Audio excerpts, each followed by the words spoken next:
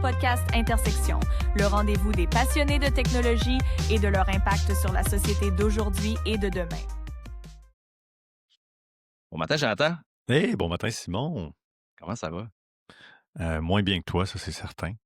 Un petit épisode pour ma part. Donc, je fuis la réalité encore un peu là, en ce début janvier. Là, je suis toujours en voyage familial dans le fameux Dans la pays. jungle. Dans la jungle, en fait, au Costa Rica, exactement. Fait que c'est un peu différent Maudit de chanceux. toi. Oui, absolument. Moi, je suis bien comme il faut dans le fret hivernal du Québec, là. Ouais, y a-t-il des bons bancs de neige? Non, ben, tu as la neige, mais tu sais, c'est pas si froid actuellement. Au contraire, on est dans une accalmie, il fait très beau, là. On parle de, je pense, aujourd'hui 2 degrés, fait que ça fond et tout. Fait que voilà, bienvenue à Intersection Météo. On est début janvier. Comme Ouais. ça fait peut-être un an et demi-ish, un petit peu plus, là, qu'on roule notre boss, on a le début de l'année vient avec une espèce de regard vers l'avenir, vers 2026. Puis avec Intersection, on est très, très, très proche du futur.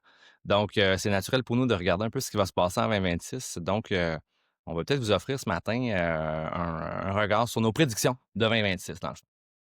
Oui, avec, comme tu dis, un petit retour peut-être sur celle qu'on a fait en 2025. Puis il faut dire aussi qu'actuellement, les geeks que nous sommes sont très excités parce qu'actuellement, c'est le CES, le Consumer Electronics Show, qui a lieu à chaque année à Las Vegas, qui est un peu le grand moment où toutes les grandes compagnies, les grands joueurs vont faire leurs annonces. Cela dit, on n'en parle pas aujourd'hui.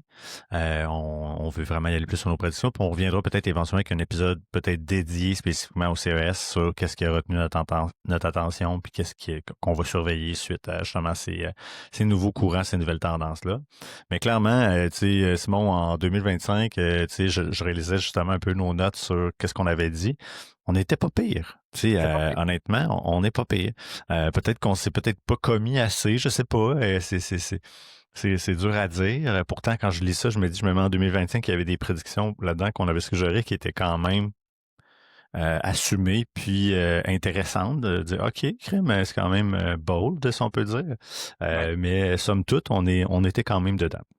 La Exactement. première, bien, inévitablement, en 2025, ça a été le grand boom de l'IA. Fait que, naturellement, ce qu'on avait parlé, c'est la démocratisation massive de l'IA pour le grand public. C'était une de nos prédictions. C'était de dire, bon, ben, on passe d'un IA de stade early adopter à commodité utilisée par presque tout le monde, beaux-parents, grands-parents, famille, etc. Puis, je pense qu'en tout cas, moi, dans mon entourage, je le sens, je le vois. Tranquillement, pas vite. On est en 2026. Fait que, tu sais, oui, il y a eu un intérêt grandissant puis un changement un peu dans les clientèles en 2025 qui ont amené les gens à utiliser l'IA de façon plus quotidienne et qui touche peut-être un peu plus monsieur, madame, tout le monde. Je sais pas, toi, de ton côté, comment tu vois ça? Oui, je pense que de par les early adopters que nous sommes, toi puis moi, mais on est toute qu'une armée de early adopters, de plus en plus, on pop notre Gemini, notre ChatGPT en mode même beaucoup vocal pour ma part avec les gens, ce qui fait que ça devient des réflexes de voir que hey, attends, je vais le googler. Non, attends, je vais jaser avec ChatGPT. Là. Puis en même temps, je me dis aussi, on est en train de créer une armée, une nouvelle génération aussi qui va être habituée avec ça parce que je vois les enfants sont rendus habitués avec ça beaucoup. En tout cas, de mon côté Ouais. aussi, là, on est habitué à hey, papa, demande à ChatGPT, là, fait qu'on est pas mal là-dedans. Ouais, écoute, l'outil d'intelligence artificielle de générative devient un peu le Google de notre génération. C'est-à-dire que les jeunes d'aujourd'hui, nous, on avait le réflexe d'aller dans Google. Eux vont avoir le réflexe d'aller soit dans Gemini ou dans ChatGPT ou dans n'importe quel autre outil pour exécuter leurs recherches. Donc, eux vont être un peu cette génération-là qui vont avoir les deux mains dedans, tu sais. Puis même, moi, ce qui me fascine, c'est qu'il y a, dans les derniers mois, j'ai même eu la chance de faire des formations pour des seniors, des gens plus âgés qui avaient de l'intérêt à comprendre c'est quoi cette bébête-là puis comment je peux l'utiliser. Donc, tu sais, ça démontre justement que la démocratisation est en marche puis c'est vraiment ce qui est en train de se passer, là. C'est là pour rester, absolument. Fait que non, on était pas mal on était pas mal pile poil là-dessus avec bon, est-ce que l'adoption de masse est là à 100% pas encore, mais on fait du bon chemin en ce sens-là, ça c'est certain. Peut-être l'autre prédiction qu'on avait faite l'année passée, explosion de la crypto-monnaie numérique. On Ça en dépend comment tu prends le mot explosion. Ouais, ouais, Parce que ces ouais. derniers temps, je te dirais que ça a explosé négativement, dans le sens où il y a un recul quand même important. En tout cas, si on parle de valorisation, peut-être pas en termes d'usage ou de capital, ou du moins de la valeur globale du Bitcoin en soi, c'est le nombre de personnes qui en possèdent et tout, mais clairement, moi, je m'attendais à ce qu'il y ait peut-être un petit peu plus un mouvement, notamment avant tout ce qui s'est passé avec les Américains et le Venezuela, qui était jusqu'à tout récemment un pays qui encourageait l'utilisation fortement de la crypto-monnaie dans les transactions. Donc, tu sais, c'était comme un genre de pas où on disait, oh, ben là, c'est des pays qui commencent à emboîter le pas, peu importe un peu le niveau de développement des pays, ben, on avance tranquillement. Tu sais, il faut se rappeler que le Bitcoin, il est quand même, quoi, plus de 15 ans aujourd'hui, là. Ouais. Je ne sais pas l'âge exact, là, vous m'excuserez. Mais bref, je m'imaginais à ce que peut-être il y ait une augmentation plus grande, justement, parce que on en entend parler un peu plus. Donc, je pense qu'on est, sans dire qu'on est dans une explosion, finalement, on est plus dans une continuité d'une croissance, malgré cette fluctuation-là. Mmh. Mais tu sais, le terme, la crypto-monnaie commence à être ancré un petit peu plus dans l'esprit des gens, Ouais. puis comme quelque chose qui est là, qui n'est pas nécessairement voué à disparaître ou à partir. Je sais pas si tu es d'accord avec moi. C'est impossible, selon moi, que ça va disparaître. Ce type de monnaie alternative-là a sa place.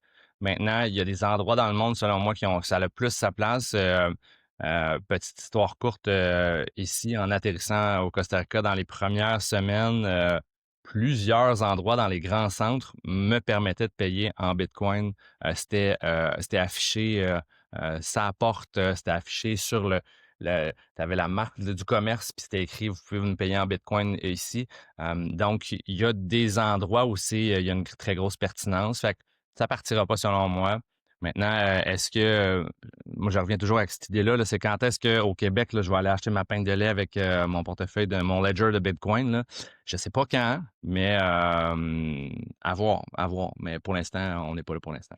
Je pense que peut-être ce mouvement-là va venir avec la montée un peu des néobanques. Tu sais, je pense ici au Ouais, Canada à Wealthsimple, dont je suis un fier utilisateur. ouais, Tu sais, ils ont déjà mis en place tous les portefeuilles pour faciliter le fait de pouvoir en acheter, en transiger, etc. Fait que tôt ou tard, peut-être qu'ils vont se rendre au point où ils vont pouvoir aussi permettre que tu vas utiliser une carte traditionnelle, mais qui va être tout simplement reliée, parce que ça existe déjà, mais qui serait plus adoptée massivement pour justement avoir des transactions en crypto comme tu peux l'avoir en dollars américains, en dollars canadiens ou dans d'autres devises, littéralement. Fait que j'ai exact. hâte de voir. Je pense que ça fait peut-être partie des choses qui vont évoluer justement dans la prochaine année. Là. Bien curieux de voir de ce côté-là. Mhm. Sinon, si on continue un peu dans les choses qu'on avait dit, évidemment, on a parlé de la montée en puissance de la robotique. Puis ça, pour moi, je pense que c'est indéniable. Puis je pense qu'encore aujourd'hui, c'est un des éléments qu'on voit le plus sur les médias sociaux, sur Internet en général, puis dans les nouvelles. Je pense qu'on entend parler de robotique comme jamais. Ouais. Euh, la seule chose que je me serais attendu et qui s'est pas passé, tu te souviens, je parlais un peu de robotique légère. Il y avait eu, je crois, Apple qui avait lancé un patent, un brevet. Ouais. Dans le fond, dans l'idée, c'était de faire une genre de base, une station d'accueil pour un iPad, ce qu'on croyait, ou un autre appareil, qui permettait d'avoir une espèce de bras articulé qui transformait finalement un peu cet appareil-là comme un outil que des yeux à travers la caméra, une bouche à travers un micro puis un speaker, donc puis qui est branché dans le fond à Internet, donc devenu une forme de petit robot qui peut pas se déplacer mais qui est là, qui est fixe, qui est sur un comptoir, sur une table. Je me serais attendu peut-être à ce qu'il y ait quelque chose qui soit développé en ce sens-là, mais ça n'a pas nécessairement encore vu le jour. Donc la robotique légère, même s'il y en a déjà chez les propriétaires, exemple de Roomba ou des trucs comme ça, mais on est dans l'extra léger, disons, mais plus dans l'optique d'avoir des interactions avec la robotique. Je me serais attendu à ce que ça soit en place, puis ça ne l'est toujours pas. Donc peut-être que 2006 sera plus un 2026. moment. Ouais. Pas 2006, 2026, ouais. 2026, ouais, excuse. Ouais. Oui, puis on dirait que le focus médiatique, du moins, est beaucoup plus sur les gros robots très humanoïdes, très grands déploiements qui feront de tout, là où ce que tu apportes, c'est de dire, bon, ben, un plus petit robot léger un peu qui va permettre de faire certaines actions, mais pas nécessairement aller passer ton gazon, là, tu sais, avec vraiment tous les membres d'un corps humain. Exact. Mais bon, à voir si ça va, Un genre de petit robot d'assistance de la vie de tous les jours, là. Donc, c'est quelque chose qui est là, un peu finalement, le Google Home ou le Google Nest sur les stéroïdes un peu, là, avec Ouais. une vocation un petit peu plus ludique aussi, là. Donc, assurément, je pense que ici, pour le Canada, ça s'en vient d'ailleurs, là. Je pense que nos Google Home, là, vont automatiquement se retrouver avec Gemini, là, dans les prochaines semaines, je crois. Donc, ça risque déjà de nous donner un avant-goût, là, de comment est-ce que ça va s'opérer de ce côté-là. Sinon, si on continue dans les autres sujets qu'on avait apportés, on avait évidemment parlé de la croissance continue, mais plus intégrée de l'IA, avec l'idée d'avoir des agents, des assistants.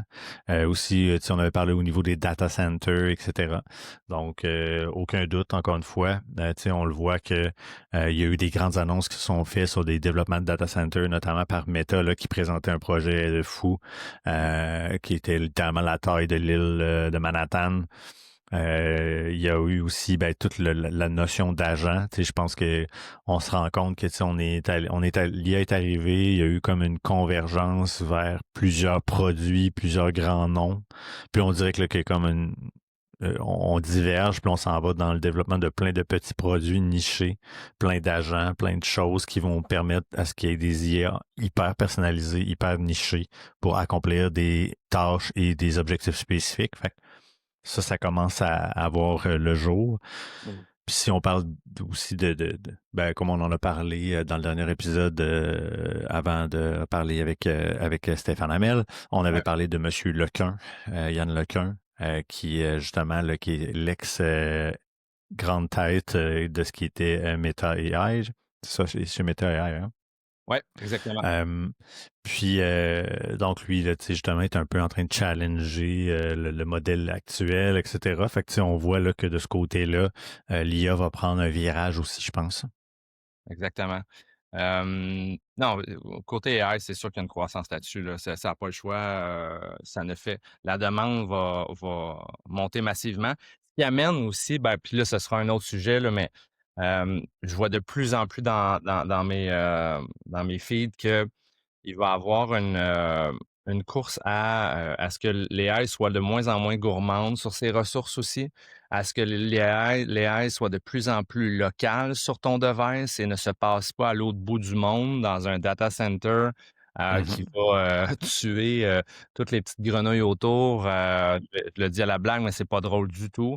Fait qu'il y a ça, il y a cette course-là aussi à une grosse croissance, mais une croissance qui est de plus.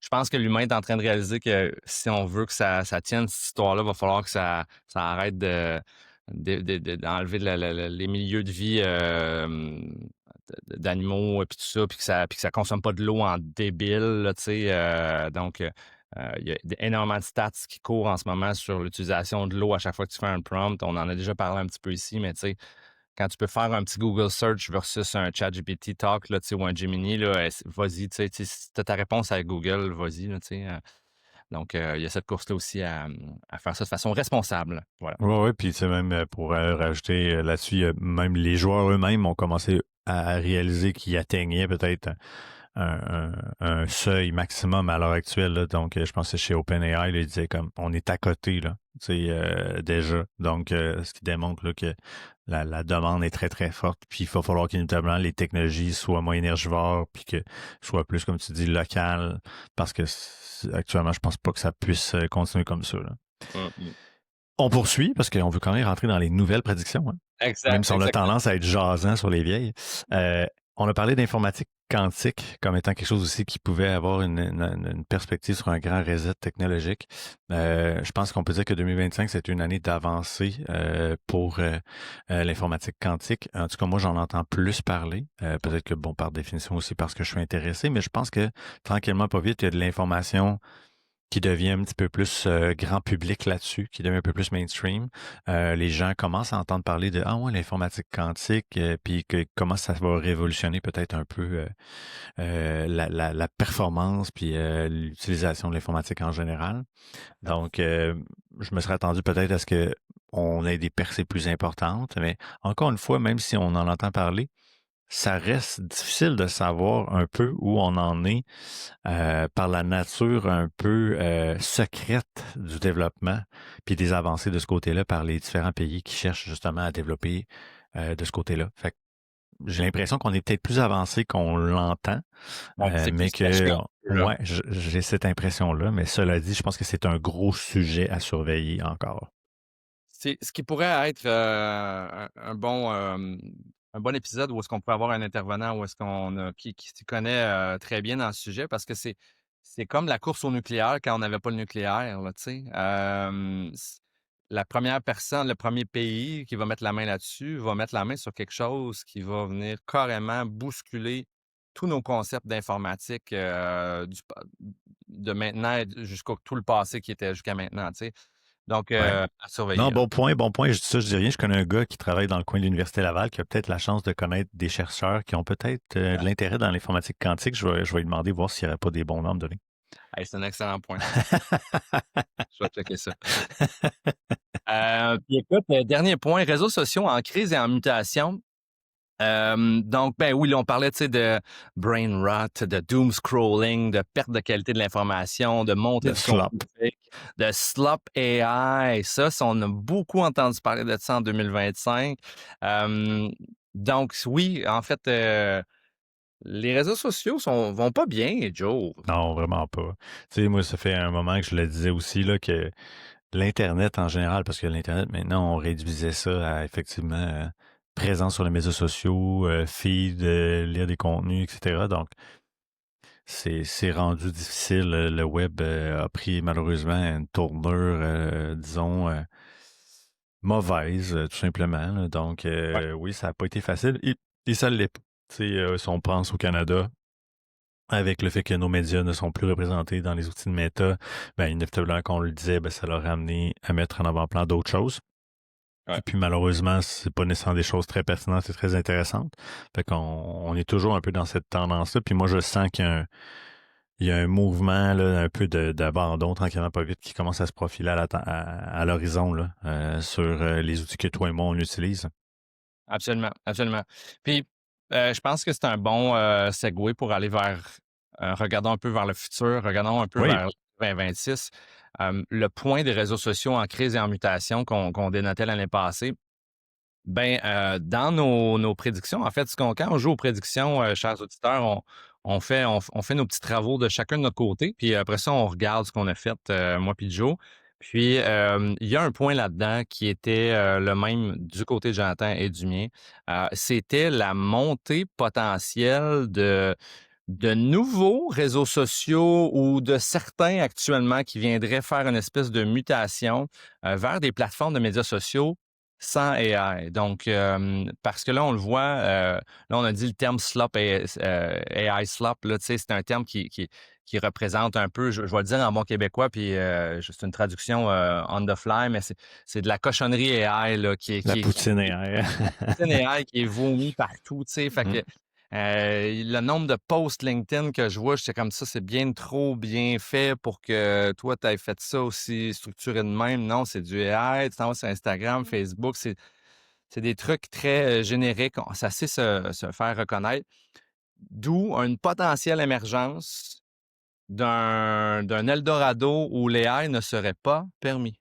On voit ça se poindre le bout du nez, là. Ouais, écoute, puis tu sais, moi, ce que je vois, je pense que c'est encore plus grand que ça, parce que dans ce que tu apportes, moi, je vois quand même un risque. Parce que tu sais, à partir du moment où tu consultes un feed, que tu as accès à... J'ai de la difficulté à voir comment un outil pourrait travailler assez fort pour être capable de contraindre à ce qui est pas des AI, là, tu sais. Ça reste un défi colossal. Cela dit, si quelqu'un y arrive, il va pas réussir à prendre le lead de ce côté-là, puis à peut-être devenir suffisamment attrayant pour que les gens quittent les médias actuels puis que se dirigent vers celui-là. Mais moi, ce que je vois, c'est plus vraiment un changement drastique, là, tu sais, qu'il y ait un passage de nos médias sociaux traditionnels qui sont des grandes places publiques où est-ce que finalement tu consultes des feeds, que c'est un algorithme, à des salons privés avec des outils à la Discord, à la Slack. Tu sais, je regarde les générations actuelles, tu sais, ils en ont rien à faire de Facebook, puis je les comprends. Ouais. Tu sais, ils vont communiquer sur des outils de messagerie sur Instagram, sur TikTok, etc. Ils sont plus vraiment dans la conversation privée que dans l'idée d'avoir des conversations publiques. Ouais. Donc, j'ai comme l'impression que ce phénomène-là est en train il poursuit sa lente mort, si tu veux mon avis. Fait que je pense qu'on pourrait peut-être plus assister justement dans la prochaine année à des grosses statistiques sur, il y a une drop majeure du trafic et de l'attention qu'on a dans ces outils-là qui sont plus de type feed algorithmique, là. À l'exception, évidemment, de TikTok, qui est peut-être, je pense, une exception à la règle à l'heure actuelle. Mais tu m'amènes sur TikTok, puis c'est là, il y a deux choses que je veux peut-être décortiquer. Il y a le fait de communiquer à l'écrit, tu sais, d'un humain à un humain, tu sais. Mais lorsqu'on parle de captation vidéo, euh, une des prédictions que j'entrevois puis que j'ai vu en ligne aussi, je suis pas le seul à l'avoir vu, c'est que une plateforme de médias sociaux basée sur de la vidéo où tu ne permettrais pas d'uploader une vidéo qui vient d'une source ailleurs, c'est comme, OK, imaginez un nouveau TikTok que la seule manière d'uploader une vidéo, de téléverser une vidéo, c'est que tu dois le capturer live sur ta caméra.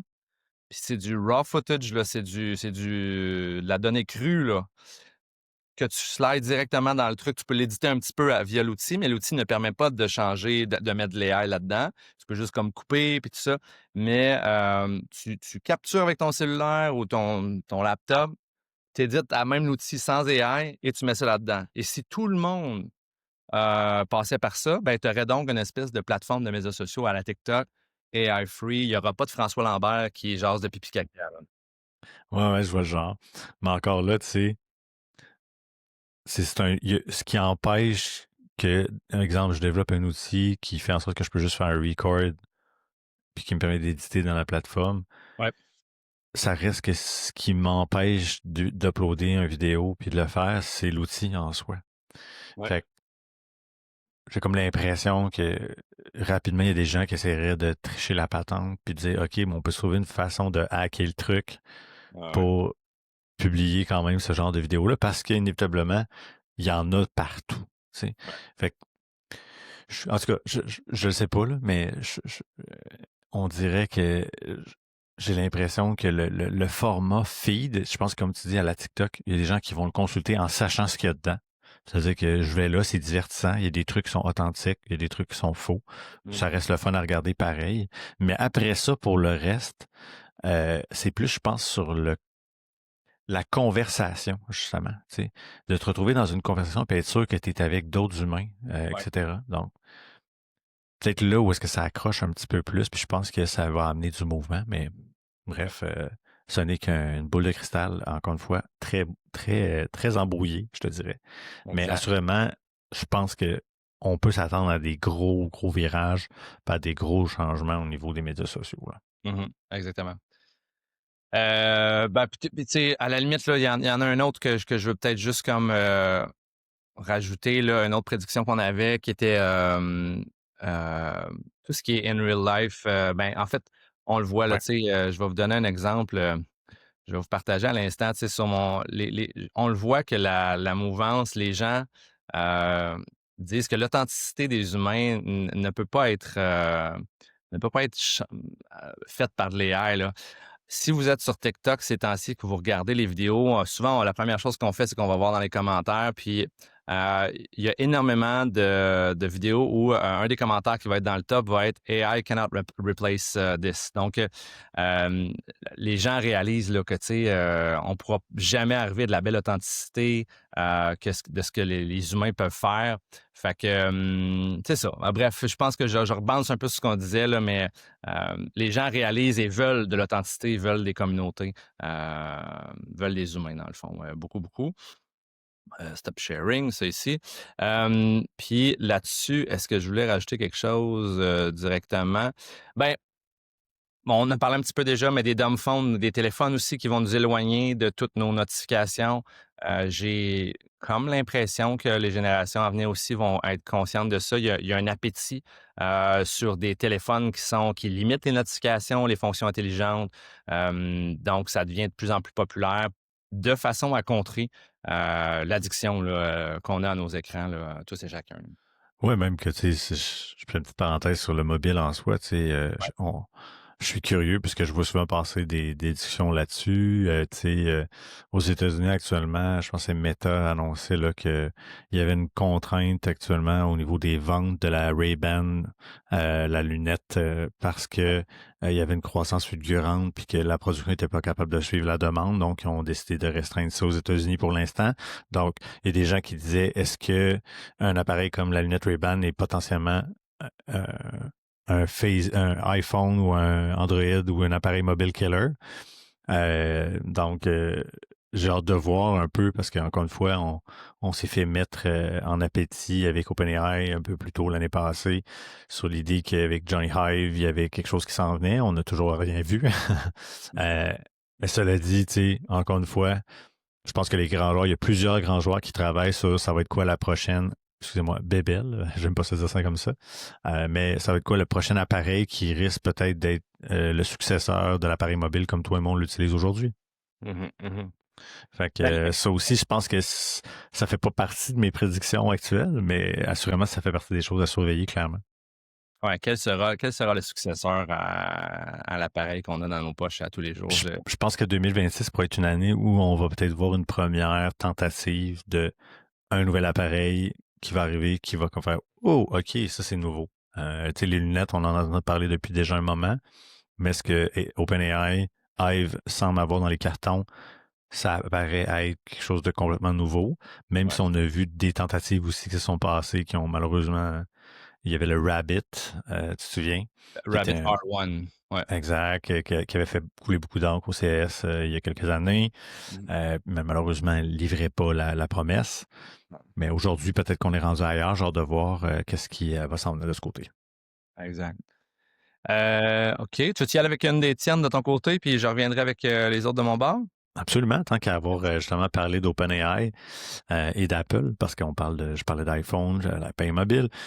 Moi, je pense que il va y avoir une grosse entente, un gros partenariat stratégique là, au-delà de celui qu'on connaît entre OpenAI et Apple, parce que sont toutes les deux un peu en danger, aussi curieux que ça puisse paraître. Mais Jonathan, Apple, c'est genre deuxième entreprise la plus capitalisée, je crois. Je me demande si c'est même pas la première. Je me souviens plus. Je pense que c'est Nvidia, Google et Apple, je crois, ce sont les trois. De souvenir, je pense que Apple est la première, Nvidia est la troisième et Google est la deuxième. Il me semble, ça fait pas longtemps que d'ailleurs Google est passé par-dessus Nvidia pour être la deuxième. Ouais. Et actuellement, même s'ils ont beaucoup de sous, ils sont pas dans le game. Tu sais, en termes d'AI, Siri, là, on n'est pas là. Oui, on continue de livrer des nouveaux iPhones, puis c'est bien correct, mais la réputation puis l'historique d'innovation chez Apple en prend un coup. Tu sais, là, tout ce qu'on est capable de vendre actuellement comme l'innovation, c'est la Vision Pro, là.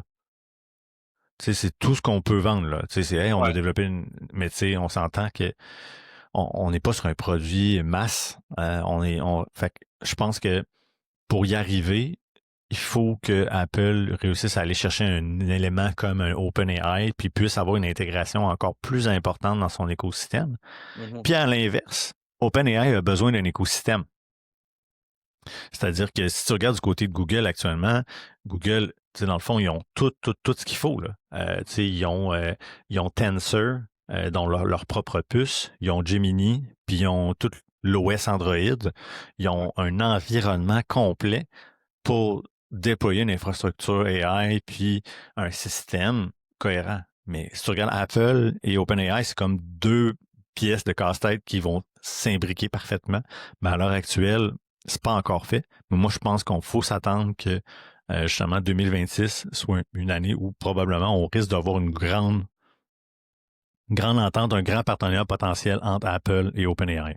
Je n'irai pas jusqu'à dire qu'il y aurait de l'acquisition. Peut-être que Apple pourrait acheter, comme Microsoft le fait, des parts importantes dans OpenAI en investissant, justement à travers un partenariat.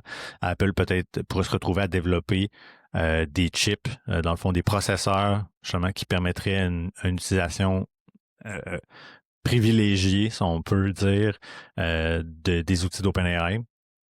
Donc, tu sais, je pense que ça, selon moi, ça se trace à l'horizon, là. C'est comme si, ben, Apple en tant que tel, tu sais, on a l'habitude qu'ils aient des annonces retentissantes, des produits retentissants, des trucs game changers qui viennent changer l'industrie. Puis là, comme, tu sais, je rebounce un peu sur ce que tu as dit d'entrée de jeu sur ce point-là, c'est que là, ils livrent pas de trucs ultra gigantesques là, dans les dernières années. C'est C'est pas. quoi ton dernier souvenir de lancement de Apple? Ben, j'y regarde un peu, puis c'était comme, ben pour vrai, mais c'était pas un souvenir qui était mémorable. C'est genre, ben, le nouveau iPhone orange, C'est là, ça. avec 8 caméras derrière, là, tu sais, puis Moi, pour qu'il était. l'instant, c'est la bandoulière. Ouais. La fameuse bandoulière ouais, qui a fait capoter certains, dont nous, là, tu sais, ouais.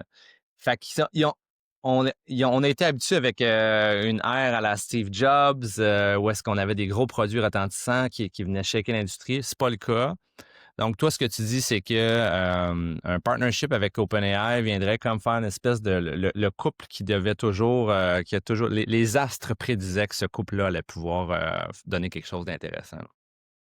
Moi, je pense qu'ils ont besoin l'un de l'autre actuellement quand tu regardes la façon dont les choses se développent. Ouais. Euh, Maintenant, comment ça va se passer? Je pense que tu sais, les probabilités sont assurément que c'est Apple qui va essayer très, très fort de s'intégrer avec OpenAI. Parce que OpenAI ne peut pas acheter un Apple, c'est impossible. En tout cas, du moins, je pense pas. Là. Je pense. OpenAI a acheté Apple? Oui, exact. Oh non, je pense pas, là. Je pense Non, pas. je pense pas. Je C'est pense peut-être, pas à non la plus. limite, c'est peut-être plus l'inverse. Inverse. Puis encore là, je pense que ce serait beaucoup d'argent. Tu sais. Tu sais, je lisais à quelque part que OpenAI, c'est, je pense que c'est hier ou avant-hier, je lisais que c'était, ils ont atteint 800 millions d'utilisateurs. Puis je pense que c'est les monthly active users. Tu sais. En fait, je vais le googler live, juste voir OpenAI, ChatGPT, ouais, juste OpenAI, MAU, tiens, MAU. Ouais, regarde, eux, en septembre, OpenAI disait qu'ils avaient un 700 millions weekly active users sur ChatGPT. Donc, à chaque semaine, c'était 700 millions. Fait que ça va bien. Mon point est le suivant, c'est que je pense pas, tu sais, Apple a beaucoup plus d'utilisateurs dans l'entièreté de leur truc. Tu sais, Apple touche beaucoup plus d'êtres humains à un moment donné que, tu sais, en ce moment, Apple est vu par beaucoup plus de gens que ce que OpenAI peut être vu par des gens en ce moment, là, tu sais. Fait que de voir que OpenAI a les reins assez solides d'acheter Apple, quand dans le fond, on s'entend, rappelons-nous, OpenAI n'est pas, OpenAI est toujours déficitaire, là.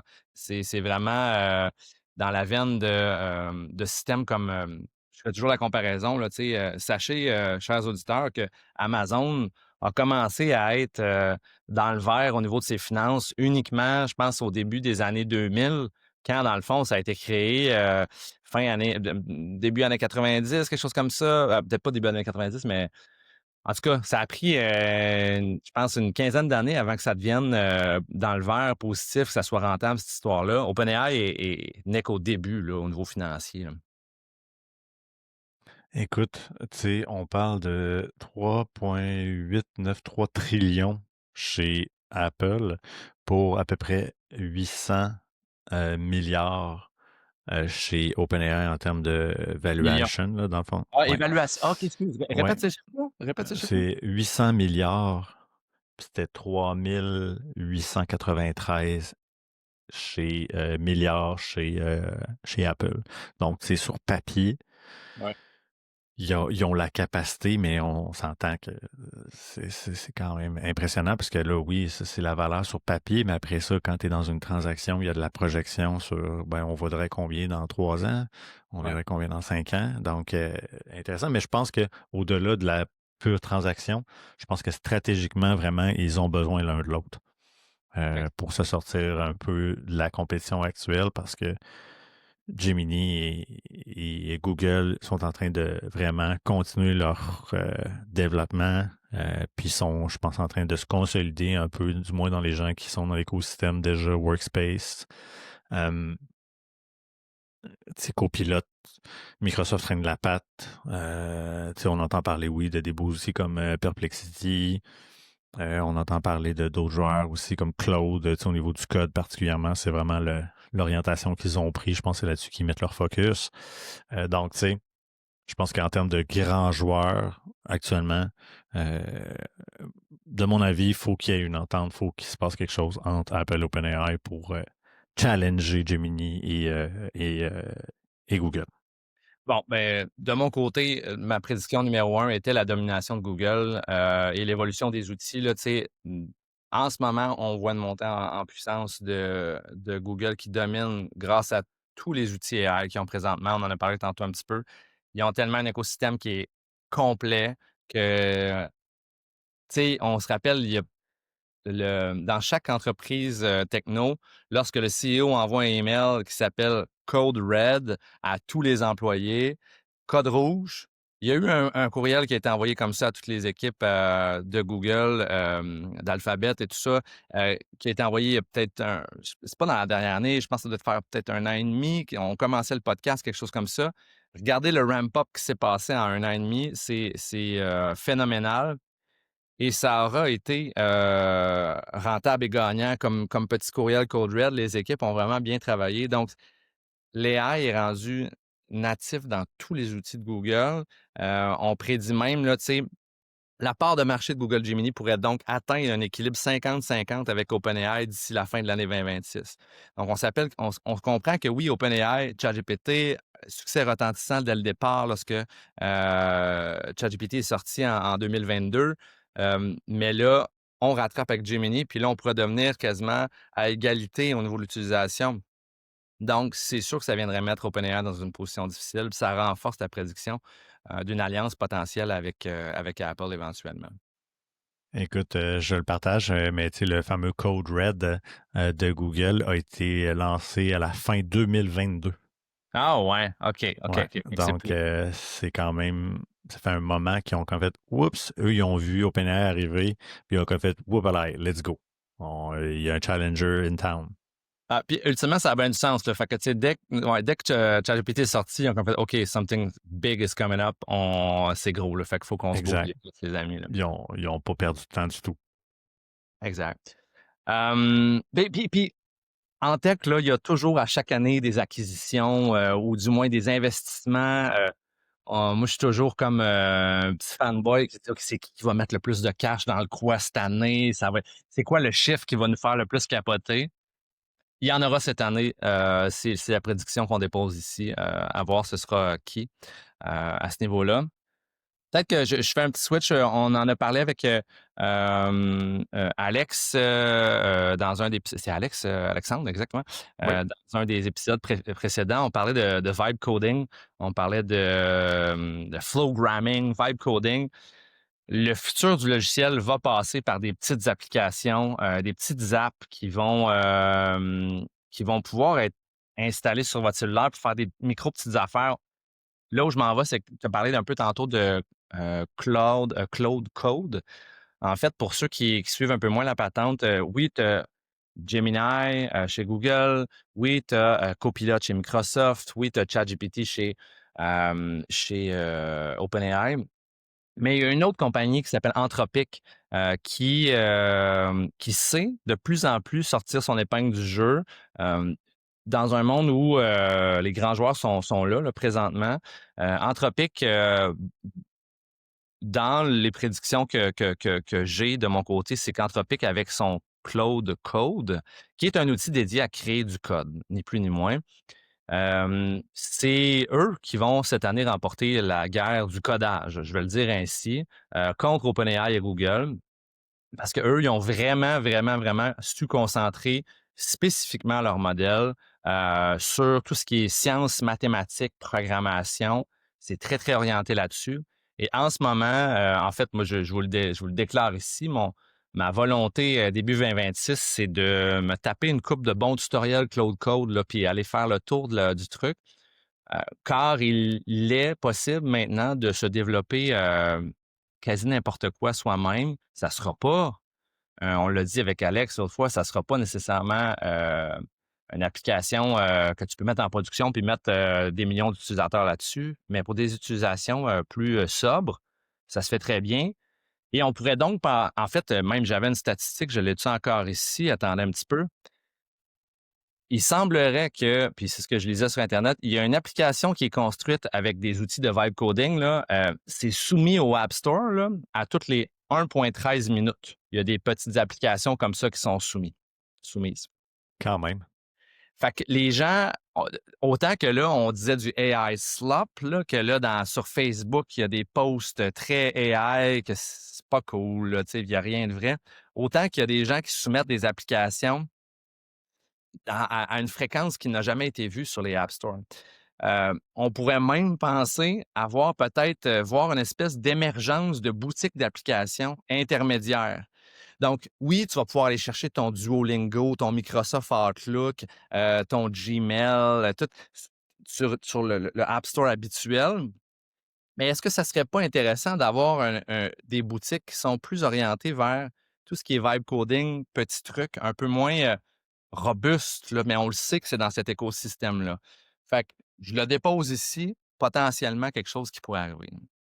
Ouais, non, écoute, c'est sûr, aucun doute, là, tu sais, même je vois du monde, moi, dans mon entourage immédiat, qui ont vraiment ce thinking-là de dire, OK, je m'essaye, j'ai des idées, j'essaie de développer un produit, puis je le lance pour voir s'il y a de l'attraction, puis est-ce que je pousse quelque chose là-dessus, dans l'optique de peut-être réussir à lever un projet. Donc, je suis vraiment pas étonné, mais la statistique est impressionnante. 1 minute 13, c'est rapide. Bon, c'est sûr qu'à l'heure actuelle, peut-être que ça vient un peu avec la folie de tout le foisonnement qu'il y a autour de l'AI, puis que cette statistique-là, à un moment donné, il y a des gens qui vont se rendre compte que c'est pas sur la quantité qui est à soumettre. C'est-à-dire que oui, OK, c'est pas d'en faire plus, mais de mettre le focus sur quelques bonnes idées plutôt que d'en développer le plus possible.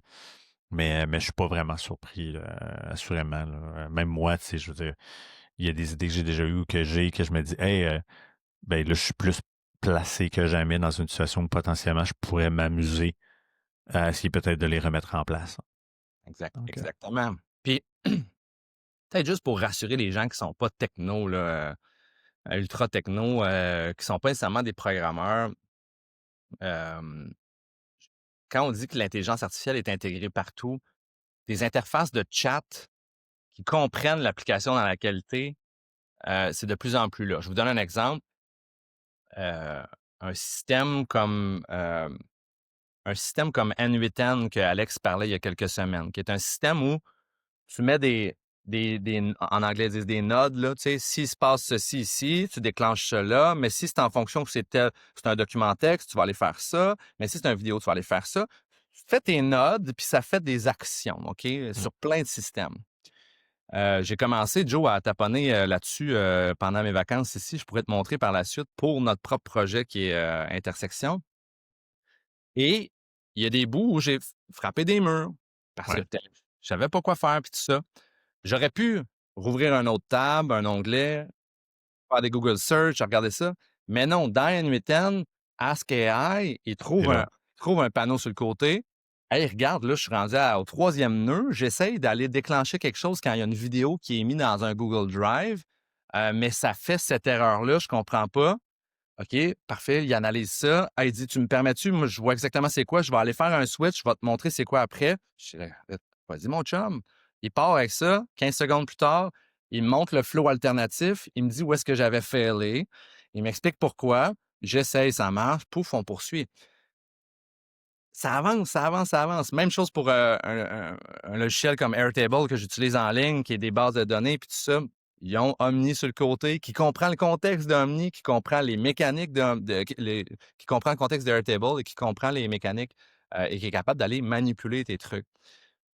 Fait que c'est ça. C'est rendu très, très accessible pour tout le monde. C'est un bon moment pour commencer à aller patauger là-dedans. Si vous avez une idée de quelque chose à développer, je vous invite fortement à le faire.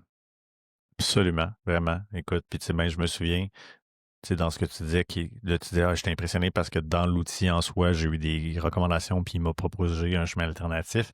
Yep. Je pense que c'était dans ChatGPT avant justement le gros move que moi j'ai fait dans Gemini. Je pense que Chat, à un moment donné, pouvait me proposer des affaires. Je me souviens pas le nom quand ils ont lancé ce feature-là, mais je pouvais me loguer, arriver dans l'interface de ChatGPT, puis il me disait, hey, aujourd'hui, Jonathan, ça te tente qu'on améliore l'application que tu as travaillée? J'ai une idée, on pourrait mettre ça dedans. Hey, t'étais je te jure. Donc, donc, là, les outils vont être en mode, hey, ben, tu sais, on va être proactif, on va vous suggérer des choses que vous pouvez faire considérant ce qu'on sait de sur quoi vous travaillez, puisque vous nous demandez des choses. Donc là, les outils vont commencer à être proactifs. Fait que dans le même objectif que ce que tu dis avec N8N, ben, l'outil pourrait dire, hey, je vois que tu es en train de gosser un chemin, mais t'es wrong. Veux-tu que, tu sais, il va pouvoir te le faire de façon proactive sans que toi, tu ailles dire, hey, j'ai frappé un mur. Non, je vois que tu es en train de le faire, dude. Wait a minute. Voici comment on devrait le faire, qu'est-ce que tu en penses? Ah oui, c'est exactement ce que je veux faire. C'est do it. Merci, bonsoir. Fait que c'est vers ça qu'on va. Fait que ça, c'est très geek, là. C'est sûr que ça va toucher plus notre milieu d'abord et avant tout. Ouais. Mais ultimement, ça va avoir une conséquence parce que ça va rejaillir sur les outils que monsieur et madame tout le monde utilise au quotidien. Puis peut-être aussi, je fais juste du pouce là-dessus rapidement. Pouce. Je pousse. C'est pas nouveau le concept de mémoire là, dans les outils d'intelligence Non. artificielle. Je pense que dès les débuts avec ChatGPT, le concept de active ça si tu veux que j'aie une mémoire de ce qu'on sait jaser, tu sais. Puis dans ChatGPT, chaque discussion est un peu un nouvel onglet dans lequel tu jases, mais si tu actives le concept de mémoire, lui, ces onglets-là, c'est une mémoire collective. Ça fait que tu y as jasé de ton projet il y a 3 semaines dans une conversation. Tu repopes une nouvelle conversation aujourd'hui, 3 semaines plus tard. Il a vu tout le chemin que tu as parcouru. Fait que c'est juste logique pour les gens chez OpenAI de dire bon, ben écoute, des matins, quand Joe il va popper son chat GPT, on va lui dire hey, tentes-tu qu'on ait amélioré ce que tu as essayé de faire? Parce que là, je pense que tu t'en vas dans le mur là, en ce moment. Petite parenthèse là-dessus qui est intéressante aussi. Il y a des gens autour de moi qui m'ont dit ah ouais, mais là, tu sais, moi, je suis habitué dans le chat GPT puis il me connaît déjà. Tu sais, il y a beaucoup d'informations sur moi. Ouais. Tu sais, je l'ai déjà entraîné. Ouais. Fait que là, il disait, tu sais, je vais pas passer à Gemini à cause de ça. Puis j'ai vu passer quelque chose qui était absolument brillant.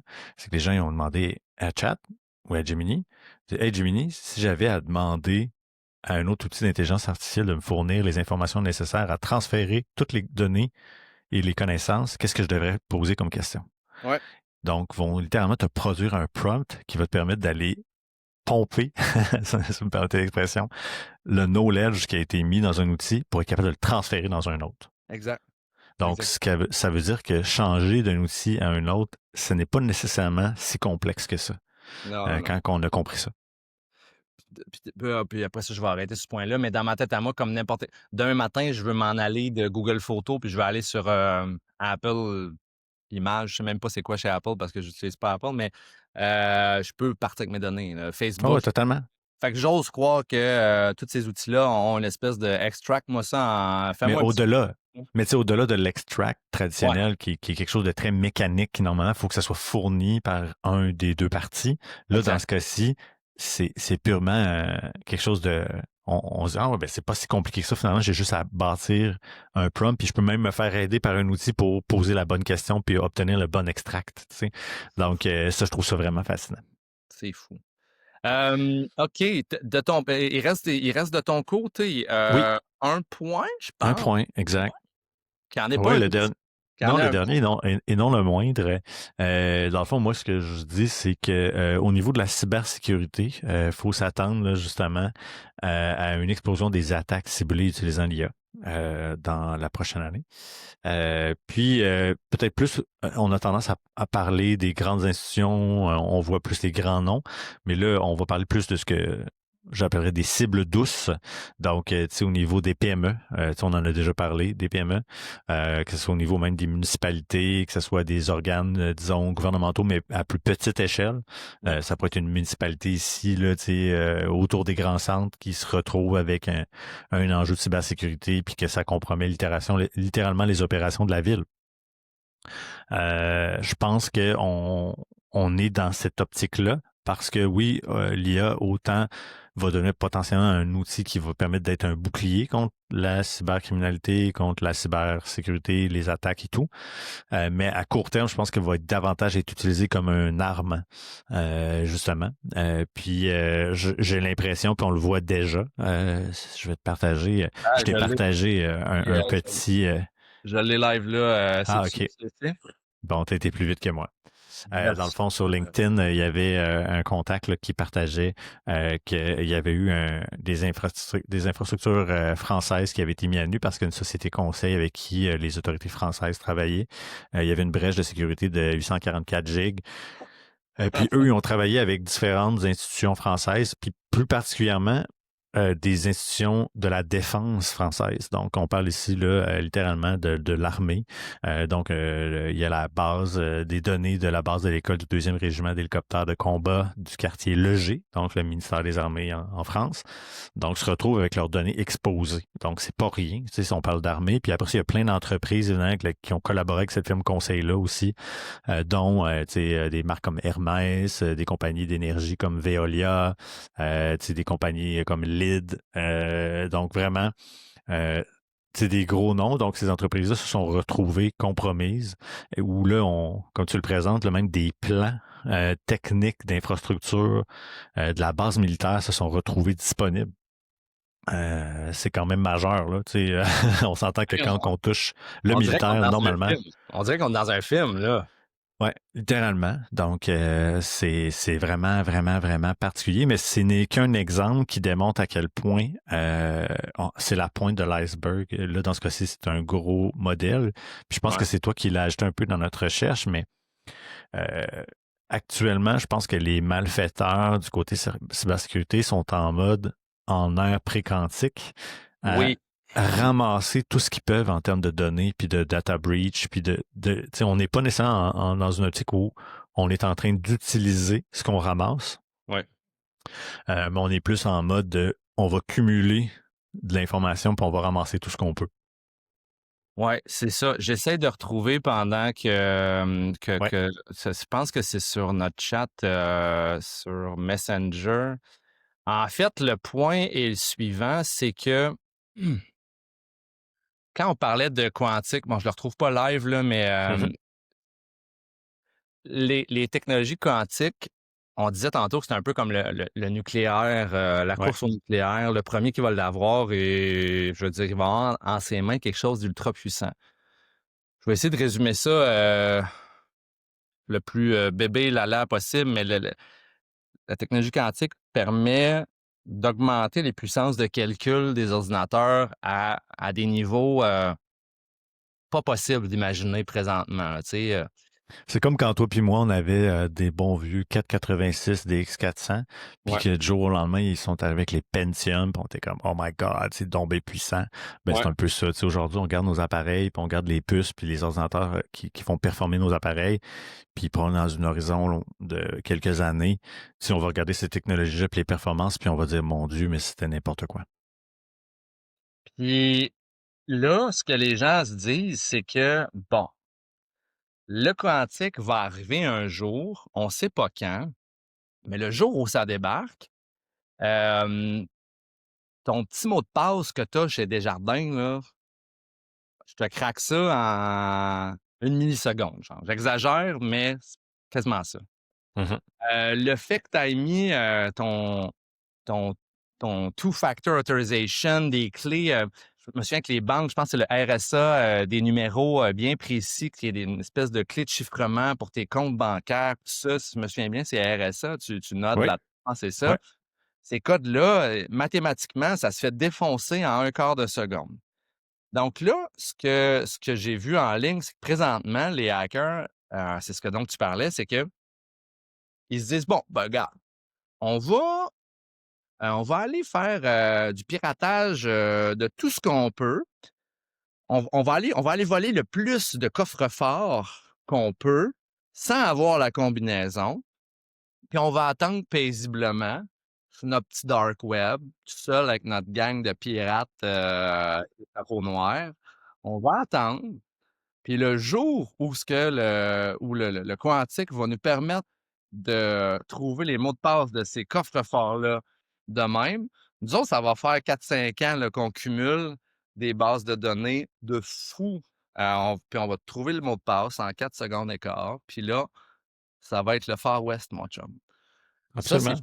ça, c'est Non, fou. c'est complètement fou. Puis, tu sais, en tout cas, je suis pas un expert en cybersécurité puis en protection des données, mais tu sais, actuellement, ça doit être une course contre la montre d'essayer de voir, OK, mais ça va être quoi les outils, comment on va se prémunir, comment on va sécuriser, dans le fond, les données, puis ce qui se retrouve, dans le fond, sur des ordinateurs avec le quantique au bout du nez, là. Exactement, exactement. Je sais Bon, qu'il existe déjà quelque chose pour ça, tu sais, pour essayer de crypter, mais encore là, c'est trop difficile de voir qu'est-ce qui va fonctionner. J'ai comme l'impression qu'il faut que le quantique arrive puis que des situations euh, malveillantes aient lieu pour que des gens se retournent de bord puis commencent à penser à des solutions puis réussissent à amener peut-être des produits qui vont nous permettre d'avoir l'esprit tranquille. c'est vrai qu'ultimement, c'est quand la quand la marde pogne pour vrai qu'on se met à se bouger un peu les fesses, là, un petit peu plus, là. Puis tu sais, au niveau cybersécurité, puis au niveau, tu sais, si on parle de malveillance, tu sais, au niveau de tout ce qui est phishing, tu sais, qui est quelque chose Ouais. que aujourd'hui, l'humain, tu sais, si on regarde un courriel de phishing, on le voit venir à 100 000 à l'heure. Mais demain, avec les outils d'automatisation d'AI, avec la possibilité de générer facilement ces contenus-là, des automatisés à la limite, là, on va se retrouver dans un horizon où vraiment il risque d'y avoir beaucoup, beaucoup de ces situations-là qui vont arriver encore plus, d'où l'importance d'être conscient de ça, puis de conscientiser nos gens autour, on en a déjà parlé, là. Avec Stéphane, à mon dernier podcast aussi, vraiment, là, assurez-vous d'outiller vos parents et vos beaux-parents sur des phrases ou des petits codes secrets que seuls vous savez avec eux là, pour éviter ce genre de fraude-là. Donc, c'est sûr que c'est là, le côté cybersécurité est pas un côté hyper joyeux, hop la vie, mais partie, des défis que l'informatique, nous apporte, surtout avec les grosses innovations qui s'en viennent. Fait que voilà. Donc Yeah. c'est un peu ça nos prédictions, pour l'année, 2026, mon cher Jonathan. Absolument. Puis, tu sais, moi, je pense que ce qui va m'intéresser le plus dans ces trois-là, c'est vraiment de surveiller de près qu'est-ce qui peut se passer du côté Apple et OpenAI. Je Ouais. pense que ça va être quelque chose d'excitant. Si jamais ça va se produire, ou du moins si ça se produit pas, de voir comment est-ce que les choses vont se positionner dans l'écosystème.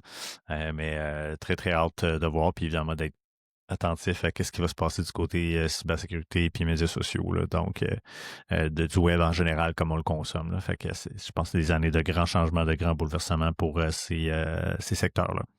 Exactement. Si vous nous avez écoutés jusqu'ici, je vous invite fortement à écrire en commentaire quelles sont vos prédictions à vous. Bonne Euh, idée. ouais, vraiment. Donc, si vous avez des idées comme ça qu'on n'a pas réfléchi, des choses que vous voyez dans votre boule de cristal, on va être clairement bien partant d'en jaser avec vous. Chose Euh, certaine, on s'est trouvé un nouvel invité. On se met en mode recherche. On aimerait ça avoir quelqu'un qui est spécialisé justement dans l'informatique quantique qui pourrait venir nous faire un bon topo dont on pourrait discuter, peut-être échanger sur certaines perceptions, peut-être certaines légendes urbaines aussi, peut-être qu'on a de préconceptions sur ce phénomène-là. On est super ouvert si vous avez des noms ou des gens à nous recommander.